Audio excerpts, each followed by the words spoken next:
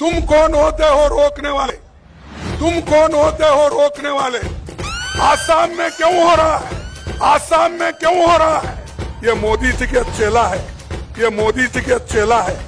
हमारे अध्यक्ष के नाक से खून निकला, खून जो आज एक हमारे सिपाही का आपने लिया, ये अच्छा नहीं किया।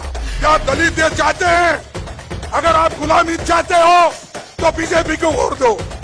अगर आप स्वतंत्रता से रहना चाहते हो, अंबेडकर के संविधान को बचाना चाहते हो, नेहरू जी के डेमोक्रेसी को बचाना चाहते हो, तुम कांग्रेस का साथ। हमारे राहुल जी की यात्रा इतनी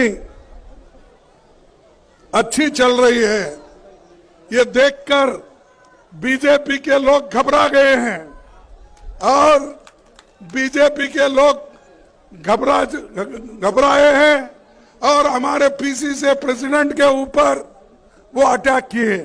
लेकिन वो डरने वाला आदमी नहीं है, वो राहुल जी का सिपाही है, कांग्रेस का सिपाही है और कांग्रेस किसी से डरने वाली नहीं है। ऐसे बहुत से लोग हम देखे हैं। ये तो ऐसा हुआ, मेरी बिल्ली मुझसे म्याऊं, जो बिल्ली हमारे पास थी वही हमको फिर म्याऊं कर रही है। तो इसीलिए ऐसे बहुत लोगों को हम देखे हैं और हमको डराने की कोशिश अगर कोई करते हैं, हम कभी नहीं डरेंगे। ये कांग्रेस का वादा है। देश के लिए हमने खून बहाया, हमारे लोग जेल में गए, हमारे लोग फांसी पे गए। अरे हम ब्रिटिशर को नहीं डरे, क्या बीजेपी को डरेंगे? इससे पहले जो यात्रा चली वो कन्याकुमारी से लेकर कश्मीर तक चली। उस वक्त कहीं पथरावबाजी नहीं हुआ, कोई किसी को डराने की कोशिश नहीं की। हालांकि बहुत से रास्ते में बीजेपी की गवर्नमेंट थी, बहुत से संघ संगठन थे, आरएसएस का हेडक्वार्टर नागपुर, वहां से भी हम लिखने, लाखों लोग उस जुलूस में शामिल थे। लेकिन किसी ने कोई गड़बड़ नहीं की। आसाम में क्यों हो रहा है? तो ये इसलिए हो रहा है, ये मोदी जी का चेला है। ये शाह कैसा बोलते हैं वैसा सुनता है। और ये आदमी इतना ही नहीं, हमारे देश के दलितों को डराता है, हमारे माइनॉरिटी को डराता है, बैकवर्ड क्लास को डराता है और डरा के वो लोगों को दहशत में रख के आगे के चुनाव के लिए काम कर रहा है। और उनका चेला ये है, अगर आप क्या चाहते हैं, इस देश में डेमोक्रेसी हो या ना हो? डेमोक्रेसी होना चाहिए ना, उसको जिंदा रखना चाहिए ना। सिर्फ अब जो हमारे अध्यक्ष के नाक से खून निकला, अरे खून जो आज एक हमारे सिपाही का आपने लिया, ये अच्छा नहीं किया आपने। आप अपने आप को ये नीचा दिखा रहे हैं। अगर ऐसा नीचा दिखाते गए तो इस देश में टॉलरेंस कहाँ है? ये काम हमने किया। इनकी तीर्थ यात्रा क्या हो रही है?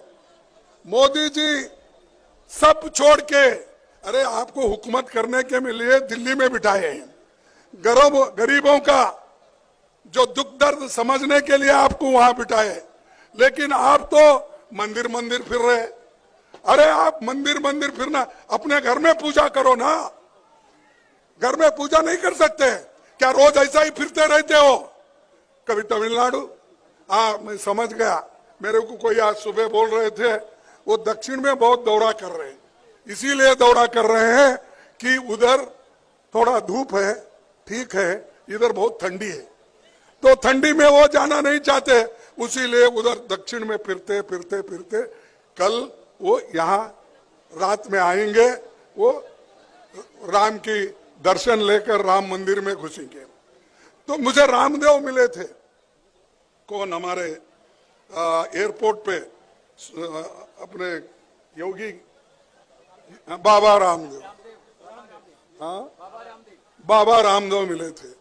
मैं पूछा रामदेव जी आप तो खुश होंगे, बोला क्यों? बोले नहीं, आपने तो योगा के क्लास लेकर उनको सब ट्रेनिंग देकर हर एक कैंप में 50,000, 20,000, 25,000, 1 लाख तक लोगों को जमा करके मोदी का गुणगान गाए। लेकिन आप बाहर हैं, मोदी अंदर है। मोदी राम मंदिर में है, रामदेव बाहर है। जो लोग इनको बिठाए कुर्सी पे वो सब बाहर है। कैबिनेट मिनिस्टर्स बाहर है, बड़े लोग बाहर है, सारे लोग अंदर। कौन है? सिर्फ वो अकेले हैं।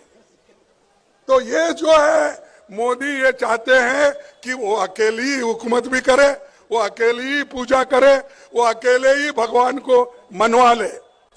और आगे ये निशानी कह की है तो मैं ये करूंगा कहूंगा ये तो हिटलर की निशानी है। अगर आप अकेले ही सब कुछ करते हो फिर दूसरों से क्यों वोट मांगते हो, दूसरों को क्यों डराते हो? तो भाइयों ये मोदी जी जो कर रहे हैं और उनके चेले जो कर रहे हैं ये देश के लिए ठीक नहीं है, हमारे डेमोक्रेसी के लिए ठीक नहीं है और संविधान के लिए ठीक नहीं। उसके बाद में इंदिरा गांधी, राजीव गांधी जी ने छोटे छोटे रोज राज्य बनाए, वो सब कांग्रेस के जमाने में बने। क्या मोदी जी और हेमंत के जमाने में बने? हाँ नहीं। तो ये सब बना के हम दिए और वो बोलते हैं कि बीजेपी बहुत काम करी। अरे भैया जुमा आप 3 साल हो गए क्या? 3-4 साल हो गए और हमारे पास से निकल के वहां सीधा गए और चीफ मिनिस्टर बनते ही कांग्रेस को गालियां देने शुरू कर। अरे जहां पैदा हो गए हो, जिस माँ की दूध पिए है कांग्रेस की, उस माँ को आप ठुकरा देते हो, गालियां देते हो। हम डरने वाले नहीं हैं। उनको ये कहना चाहिए ज्यादा अगर बात करे तो लोग उनको जहां भेजना है वहीं भेजेंगे, वो फिर रास्ते पे आएंगे। आज क्या हुआ कि हेमंत जी के ऊपर इतने केस है। सब परसों तो उनके भ्रष्टाचार के बारे में राहुल गांधी जी बताए और मैं भी बताऊंगा क्योंकि मेरे पास लंबी लिस्ट है। अगर ये बताते जाऊंगा तो भाषण इसी में चले जाएंगे। अंदर अच्छी बनीन रहती है, ऊपर शर्ट पतला रहे तो भी ठंडी नहीं लगना। मैं देख रहा था, डुबकी एक बार मारे उठे। अरे इससे क्या भाई, देश की हालत देखो, एम्प्लॉयमेंट देखो, इन्फ्लेशन देखो, किसानों की हालत क्या है देखो, गरीबों की हालत क्या है देखो, दलितों की हालत क्या है देखो, ट्राइबल की हालत क्या है देखो, छोटे मोटे व्यापारियों की हालत क्या है वो देखो।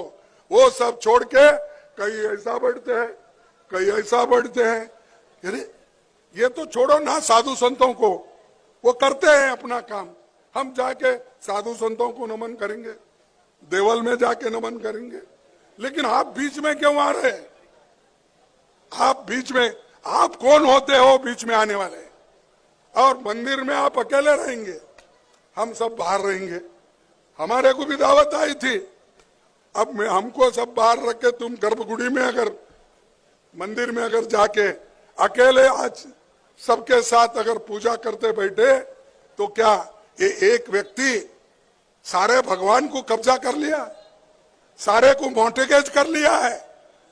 अरे छोड़ो, हिंदुस्तान में हर आदमी कहीं भी जाता, कन्याकुमारी से लेकर अमरनाथ तक जाता है, आसाम से लेकर बंबई तक जाता है, गुजरात तक जाता है, सोमनाथ तक। तुम कौन होते हो रोकने वाले? तो इसलिए एक शायरी मैं आपको सुनाऊंगा, आप गौर से सुनिए। राहुल जी का ये यात्रा और तपस्या कैसा है। जो तूफानों में पलते जा रहे हैं, जो तूफानों में पलते जा रहे हैं, वही दुनिया बदलते जा रहे हैं। जो तूफानों में चलने की जिनको आदत होती है, वही दुनिया को बदल सकते हैं, दूसरा कोई बदल नहीं सकता। और राहुल जी की विचारधारा, हमारी विचारधारा एक है और बीजेपी की विचारधारा और आरएसएस की अलग है। इसीलिए अगर हमारे विचारधारा को लेकर लड़ना चाहते हैं और बीजेपी और आरएसएस के आइडियोलॉजी को अगर खत्म करना चाहते हैं, देश को बचाने के लिए, संविधान को बचाने के लिए, लोकतंत्र को बचाने के लिए आप हमारे साथ आओ, तभी देश बचेगा। मैं आपसे यही कहूंगा, किसी एक घटना से डरने की जरूरत नहीं। हम आपके साथ हैं, राहुल जी आपके साथ हैं, सोनिया जी आपके साथ हैं और सभी इस मंच पे बैठे हुए लोग आपके साथ हैं। वैश्य कर्म स्वभावजम परिचर्मातक कर्म शूद्र स्थापी स्वभावजम, यानी ये उन्होंने संस्कृत में करके लोगों को बेवकूफ बनाया। अरे हम सुपीरियर है, हेमंत मैं सुपीरियर हूं बोल रहा है, और दलित का काम उनके पास काम करने का, उनके नीचे काम करने का। क्या दलित ये चाहते हैं? अगर आप गुलामी चाहते हो तो बीजेपी को वोट दो।